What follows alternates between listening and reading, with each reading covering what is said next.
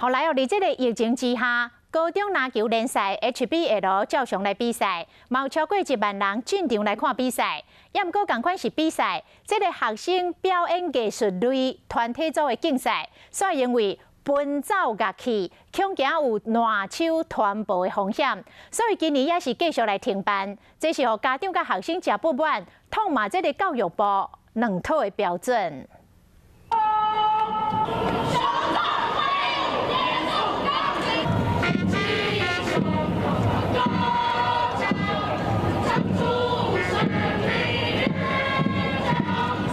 我无多去大声唱，其无多去人，因为教育部以防疫为优先，全国学生表演艺术类团体组的比赛连续2冬拢停办，也过回头看到。HBL 高中篮球联赛真正有够热，几万人冲去看比赛，连蔡总统嘛去拍破啊，和家长无法度接受。在我们后面的国家音乐厅、国家戏剧院，每晚都有表演，每晚场上的音乐家、表演家都没有戴口罩，所以我们认为这个时候强调戴口罩是个假议题。